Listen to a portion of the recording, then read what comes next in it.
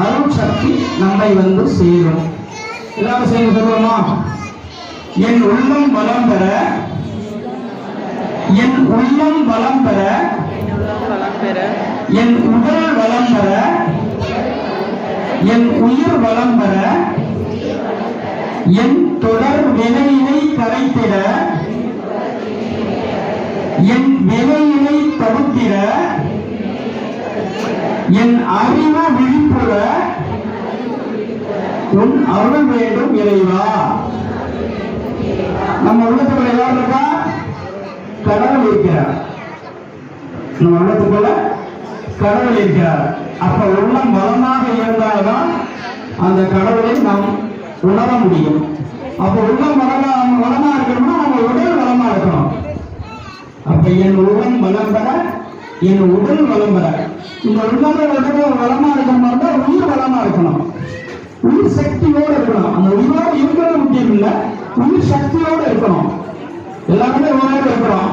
யாரும் உயிர் சக்தியோடு இருக்கணும். ஏதோ இருக்கேன் அப்படின்னுவாங்க. எப்படிப்பா வாழ்க்கை போயிட்டு இருக்கு? ஏதோ போய்கிட்டு இருக்கு. வாழ்ந்து கொண்டு இருக்கிறேன். வாழ்க்கை வாழ்வதற்காக மட்டுமே தான். எதுவுமே சாதனை கிடையாது. உலகத்துல வெற்றி தோல்வி அப்படிங்கிறது ஒண்ணுமே கிடையாது. நாம வாழணும், வாழ்க்கையில வாழணும். ஒருத்தர் ரன்னிங் ரேஸ் ஓடுறான், ஒருத்தர் முன்னாடி வர்றான், ஒருத்தர் பின்னாடி வர்றான். இது வெற்றி. நம்ம வாழ்க்கைங்கிறது போட்டி கிடையாது. நம்ம வாழ்க்கையை வாழ்வதற்காக அமைக்கப்பட்டது. அதான் உயிர் வளமாக இருந்தால் வாழ்க்கை வாழ்வதற்காக இருக்கும். அதுக்கு அடுத்தது வந்து என் தொடர் வினையினை கரைத்திட. ஜாதகம் பொறுத்தவரை ஜன்ம லிங்கதே எழுதியிருப்பாங்க. அதாவது போன பிறவியினுடைய மிச்சம் தான் இந்த பிறப்பு. மனிதனாக பிறந்திருக்கின்றோம் என்றால் போன பிறவியினுடைய மிச்சம். அது தொடர் வினை கர்மான்னு சொல்லுவாங்க. நமக்கு ஏற்படக்கூடிய நன்றும் தீரும் பிறந்தனவாக நமக்கு நடக்கக்கூடிய அனைத்து நன்மைக்கும் அனைத்து தீமைக்கும் நாம் மட்டுமே காரணம். அடுத்தவர்களை நாம் சொல்ல இயலாது, சொல்லக்கூடாது. அனைத்து நன்மைகளுக்கும் நானே காரணம். ஆனந்தம் வந்தா கொண்டாடுறோம், துன்பம் வந்தா இறைவனை ஏசுறோம். கடவுளே நான் உனக்கு விளக்கேற்றினேன், தேங்காய் வச்சேன், பொங்கல் வச்சேன், குரு வைத்தேன், எல்லாம் பண்ண, எனக்கு ஏன் அவ்வளவு கஷ்டத்தை கொடுக்குறேன்னு கடவுள் சொன்னாரா? அவன் கூழ வைக்க சொல்லி பொங்கல் வைக்க சொன்னாரா? தொடர் வினையை கரைத்திட, நம்மளுடைய வினைகளை கரைத்திடுவதற்காகவே இந்த பிறவியில் நாம் துன்பங்களை அனுபவிக்கின்றோம். ஆக நமக்கு வரக்கூடிய இந்த துன்பங்கள் அனைத்தையும் ஏற்றுக்கொள்ள வேண்டும். இந்த அளவுக்கு இன்பங்களை நாம் ஏற்றுக்கொள்கிறோம்னா அந்த அளவுக்கு துன்பங்களையும் ஏற்றுக்கொள்ள வேண்டும்.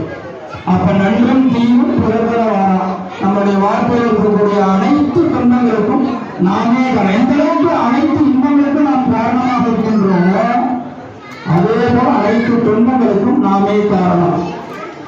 அடுத்தது என் வினையினை தடுத்திட. இந்த பிறவியில நம்ம செய்யக்கூடிய பாவங்களை தடுத்தாற் கொள்ள வேண்டும். அதுதான் கந்தசஷ்டி கவசம் படிக்கிறோம். மகிஷாசுரமர்த்தினி மங்கள ரூபிணி மதியை சொல்லுங்கிற தேவகம் படிக்கிறோம். நமச்சிவாய வாழ்க நாதந்தாவரம் என்று சொல்லி சிவபுராணம் படிக்கிறோம். மார்கழி மாவட்ட திருவம்பாவை படிக்கிறோம். ஆண்டாள் திருப்பாவை படிக்கிறோம். இவை அனைத்தும் இந்த பாசுரங்கள் அனைத்தும் தேவாரம், திருவாசகம், குருபசைப்பா, திருப்பல்லாண்டு, பெரிய புராணம் என்று சொல்லக்கூடிய பஞ்ச புராணங்களும் நாம எதுக்காக படிக்கிறோம் அப்படின்னா இந்த ஜென்மத்தில் இருக்கக்கூடிய வினையினை தடுத்தாட்கொள்வதற்காக, நாம இந்த பிறவியில பாவம் செய்யாமல் வாழ வேண்டும் என்பதற்காக. இதுக்கு எல்லாமே நமக்கு என்ன வேணும்? என் அறிவு வெளிப்புற, நம்மளுடைய அறிவானது விழிப்பு நிலையில் இருக்க வேண்டும். விவேகானந்த சுவாமி விவேகானந்த சொன்ன மாதிரி வெளித்தெரு, பசித்தெரு, தனித்தெரு. என்ன சொன்னாரு? கண்ணை முடிச்சுக்கிட்டே உட்காந்துரு. பசித்தெரு, எந்த நேரம் பசியோட இரு. தனித்தெரு, தனியாவே இரு. தனியா இருக்கணும்னா காட்டுக்குள்ள தான் இருக்கணும். அவர் சொன்னது அதல்ல. விழித்தெரு, உன்னுடைய வாழ்க்கையை விழிப்பு நிலையில் இரு. அதான் விழித்தெருன்னு சொல்லக்கூடியது. பசித்தெரு, அறிவு பசியோடு இரு. படிப்புக்கும் அறிவுக்கும் சம்பந்தம் இல்லை, அறிவு பசியோடு இரு. நாம் செய்யக்கூடிய செயல்பாடுகள் அனைத்தும் அறிவு பசியோடு இரு. ஒவ்வொருவருக்கும் ஒரு திறமை உண்டு. அந்த திறமையை வெளிப்படுவதற்காக தனித்திரு. நம்மளுடைய திறமை, ஒருத்தரா அழகா பெயிண்டிங் பண்ணுவாரு, ஒருத்தர் அழகா கோலம் போடுவாங்க, ஒருத்தர் அழகா டிசைனிங், அதாவது கொஸ்டின் கேட்பாங்க. ஒவ்வொருத்தருக்கும் ஒரு திறமை உண்டு.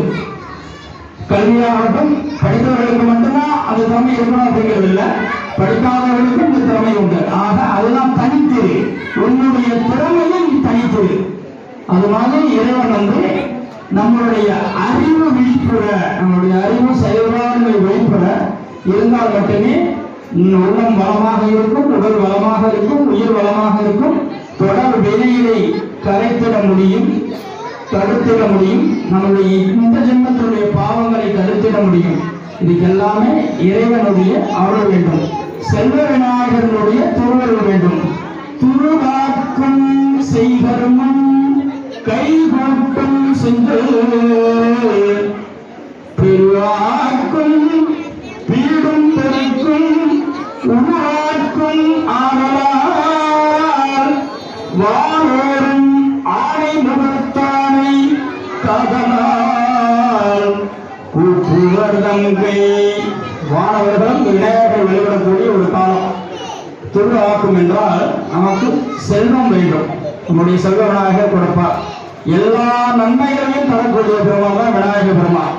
பிரம்மா, விஷ்ணு, ருத்ரன், சிவன் 3 பேரையும் உள்ளடக்கி விக்னேஸ்வரனாக செல்வ விநாயக பெருமாக நமக்கு எழுந்திருக்கின்றார்.